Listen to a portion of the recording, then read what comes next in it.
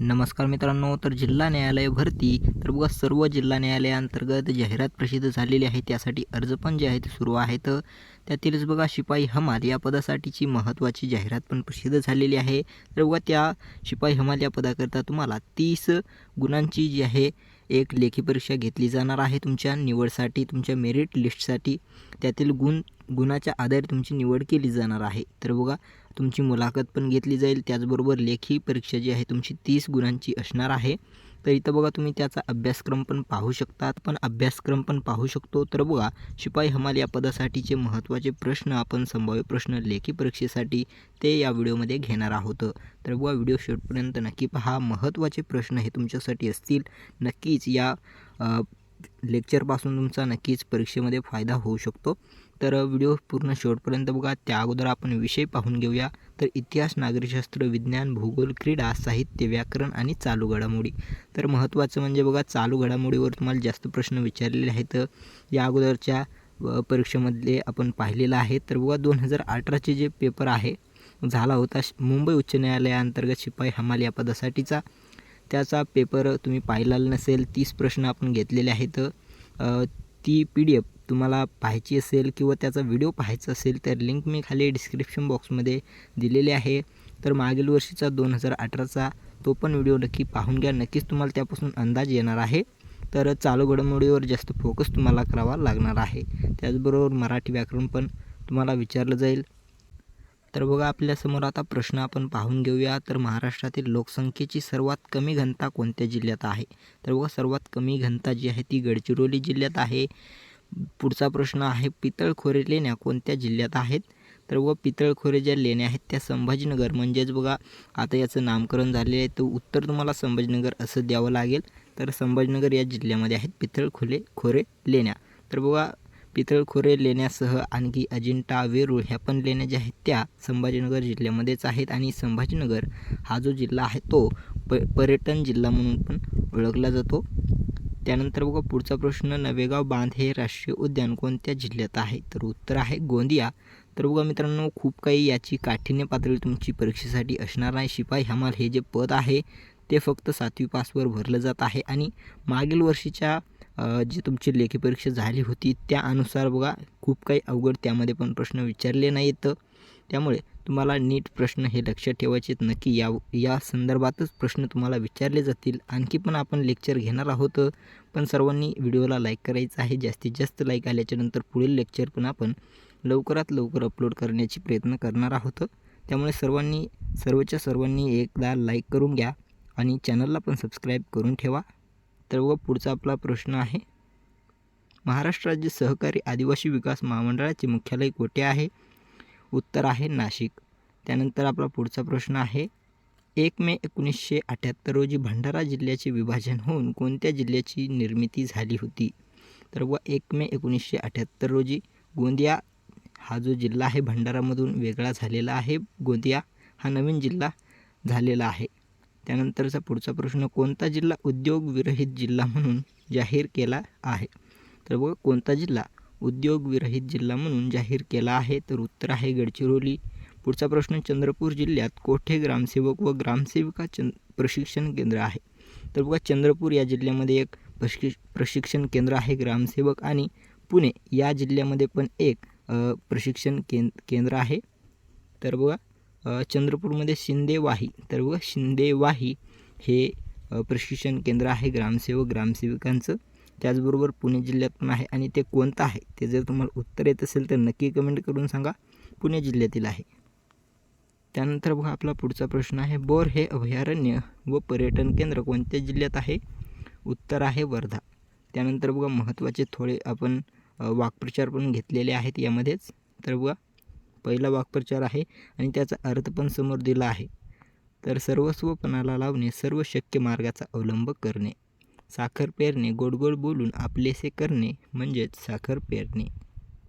त्यानंतर आपला पुढचा प्रश्न आहे सामोरे जाणे, निधड्या छातीने संकटास तोंड देणे, साक्षर होणे, लिहिता वाचता येणे, साक्षात्कार होणे, आध्यात्मिक ज्ञान प्राप्त होणे, खरेखुरे स्वरूप कळणे.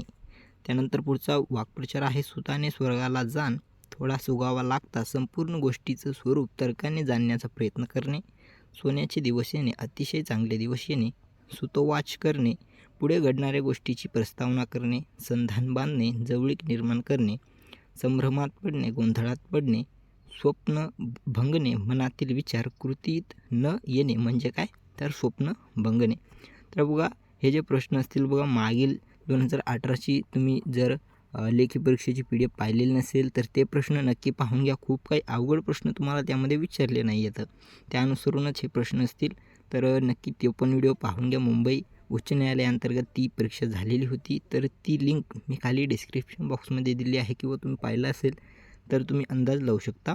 तर बघा, संभ्रमात पडणे, गोंधळात पडणे, स्वप्न भंगणे, मनातील विचार कृतीत न येणे, स्वर्ग 2 बोटे उरणे, आनंदाने गर्वाने अतिशय फुगून जाणे म्हणजेच स्वर्ग 2 बोटे येणे, हट्टाला पेटणे, मुळीच हट्ट न सोडणे, हमरीत मुरीवर येणे, जोराने भांडू लागणे.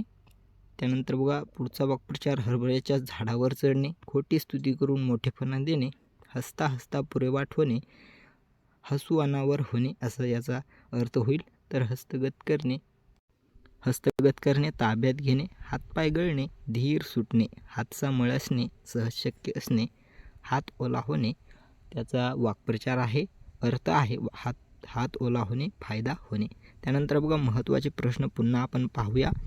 तर सर्वांनी व्हिडिओला नक्की लाईक करा. पुढील लेक्चरसाठी सर्वांनी जास्तीत जास्त लाईक करण्याचा प्रयत्न करा, म्हणजे आपण पुढील पण लेक्चर लगेच अपलोड करूया. नक्कीच या लेक्चरपासून तुमचा फायदा होईल, बाकीचे लेक्चर जे असतील त्यापासून पण तुम्हाला नक्की फायदा होईल.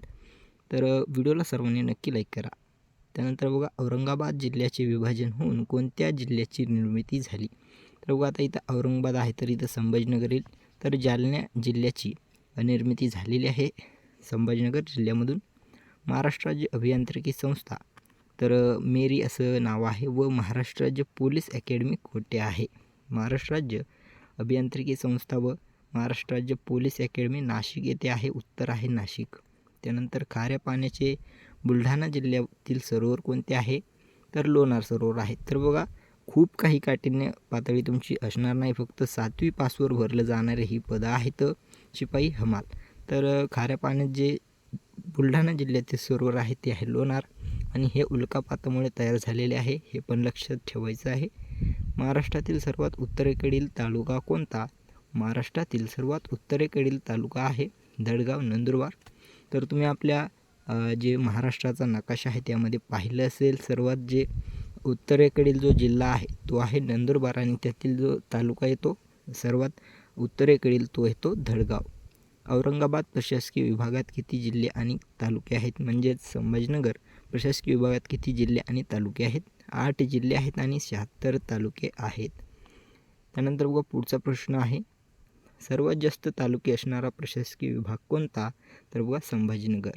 कोणत्या राज्याशी चंद्रपूर, नांदेड व यवतमाळ जिल्ह्यांच्या सीमा आहेत, कोणत्या राज्यांशी चंद्रपूरची त्यानंतरच नांदेड यवतमाळच्या सीमा आहेत, तेलंगणा राज्याला आहेत. तर बघा पुढचा आपला प्रश्न आहे. तर बघा मित्रांनो, हे जे प्रश्न असतील, ही जी PDF असेल तुम्हाला डाउनलोड करता येणार आहे. तर बघा त्यासाठी तुम्हाला आपलं टेलिग्राम चॅनल जॉईन व्हायचं आहे, तिथं पूर्ण PDF तुम्हाला अवेलेबल करून दिली जाणार आहे. तर नक्की टेलिग्रामला पण जॉईन होऊ शकता, लिंक खाली मी डिस्क्रिप्शन बॉक्समध्ये दिलेली आहे, तिथं जाऊन जॉईन होऊ शकता. पूर्ण PDF पुन्हा रिव्हिजन तुम्ही तिथं करू शकता. त्यानंतरचा पुढचा प्रश्न आहे, दादर व नगर हवेली या राज्यांशी महाराष्ट्राच्या कोणत्या जिल्ह्याशी सरहद्द आहे, तर ठाणे जिल्ह्याची सरहद्द आहे. त्यानंतरचा आपला महत्त्वाचा प्रश्न, महाराष्ट्रातील सर्वात पूर्वेकडील तालुका कोणता आहे.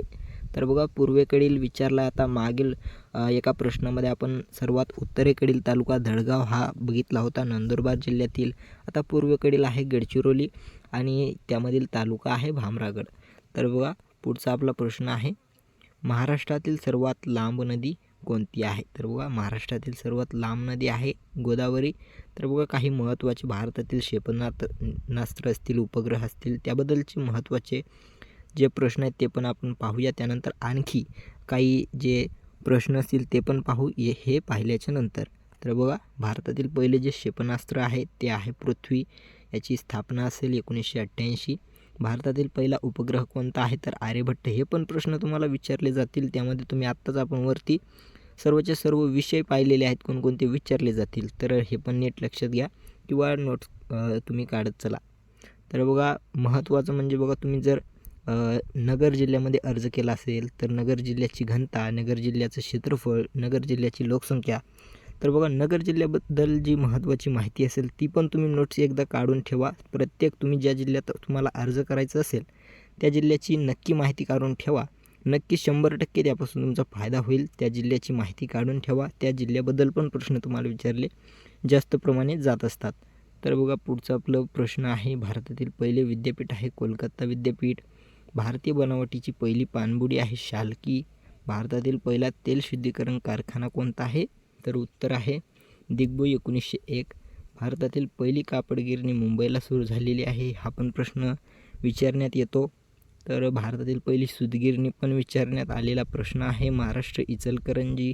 त्यानंतर पहिला अणुस्फोट पोखरण येथे करण्यात आलेला आहे 1974ला. त्यानंतरचा प्रश्न, भारतातील पहिले टेलिफोन एक्सचेंज कोठे आहे? तर कोलकाता 1881 असं उत्तर आहे. त्यानंतर पुन्हा आपण एकदा प्रश्न जे आहेत पाहून घेऊया. तर आपला पुढचा प्रश्न आहे, महाराष्ट्रातील सर्वात मोठे धरण कोणते? तर जायकवाडी हे धरण आहे. आणि कोणत्या जिल्ह्यात आहे, कोणत्या तालुक्यात आहे? तर बघा संभाजीनगर जिल्ह्यामध्ये म्हणजेच औरंगाबाद जिल्ह्यामध्ये पैठण या तालुक्यामध्ये जायकवाडी हे धरण आहे. सर्वात मोठं धरण म्हणून ओळखलं जातं. आणि महाराष्ट्रातील सर्वात मोठी नदी पाहिलेली आहे गोदावरी ही नदी आहे. आणि गोदावरी नदीवरच हे धरण बांधण्यात आलेलं आहे. महाराष्ट्रातील सर्वात उंच किल्ला कोणता आहे? तर साल्हेरचा किल्ला. नीट प्रश्न वाचायचा आहे. तर बघा इथं आपल्याला विचारलं आहे सर्वात उंच किल्ला, तर किल्ला असेल साल्हेरचा किल्ला आणि हा नाशिक जिल्ह्यामध्ये येतो. त्याचबरोबर सर्वात उंच शिखर विचारलं असतं तर उत्तर आलं असतं कळसूबाई, आणि हे जे आहे हे नगर जिल्ह्यामध्ये येते. कळसूबाई शिखर जे आहे ते नगर जिल्ह्यामध्ये येते. आणि साल्हेरचा किल्ला जो आहे तो 2 नंबरचं शिखर आहे ते येतं नाशिक जिल्ह्यामध्ये. त्यानंतर बघा आपला पुढचा प्रश्न, महाराष्ट्रातील पहिले मातीचे धरण नाशिक जिल्ह्यातील गंगापूर धरण आहे. महाराष्ट्रातील मातीचं धरण हा IMP प्रश्न असेल तर नीट लक्षात तुम्हाला ठेवायचं आहे. तर बघा हे जे गंगापूर धरण आहे हे गोदावरी नदीवरच आहे नाशिक जिल्ह्यात. त्यानंतर बघा पुढचा प्रश्न, महाराष्ट्रातील सर्वात जास्त पाऊस पडणारे ठिकाण कोणते आहे? तर बघा महाराष्ट्रातील नाही, पण हे जे आहे हे आपल्याला उत्तरामध्ये दिलेलं मोसिनराम जे हे आहे ते भारतातील सर्वात जास्त पाऊस पडणारं ठिकाण आहे. मोसिनराम हे जे आहे हे भारतातील आहे. आणि महाराष्ट्रातील जे आहे बघा नीट लक्षात घ्या, इथं करेक्शन करून घ्यायचं आहे तुम्हाला, हा इथं चुकीचा महाराष्ट्र दिलेला आहे. तर महाराष्ट्रात सर्वात जास्त पाऊस आंबोली सिंधुदुर्ग जिल्ह्यात पडतो. आणि भारतामध्ये मोसिनराम हे उत्तर बरोबर असेल. तर करेक्शन करू. तर बघा सर्वांनी तिथे करेक्शन करून घ्या. महाराष्ट्रातील सर्वात मोठे राष्ट्रीय उद्यान कोणते आहे? ताडोबा चंद्रपूर. सर्वात लहान नदी कोणती आहे? नर्मदा. त्यानंतर पुढचा प्रश्न, महाराष्ट्रातील पहिले धरण कोणते आहे? तर राधानगरी धरण आहे, भोगावती नदीवर आहे हे. महाराष्ट्रातील सर्वात लहान जिल्हा विचारला आहे आता. तर बघा सर्वात लहान जिल्हा आकारमानाने विचारला आहे तर क्षेत्रफळाने सर्वात लहान आहे मुंबई.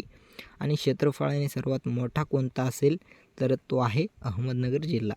तर बघा पुढचा प्रश्न, पुरंदर किल्ला कोणत्या जिल्ह्यात आहे? तर बघा पुणे जिल्ह्यात आहे, सासवड गावाजवळ हा किल्ला आहे.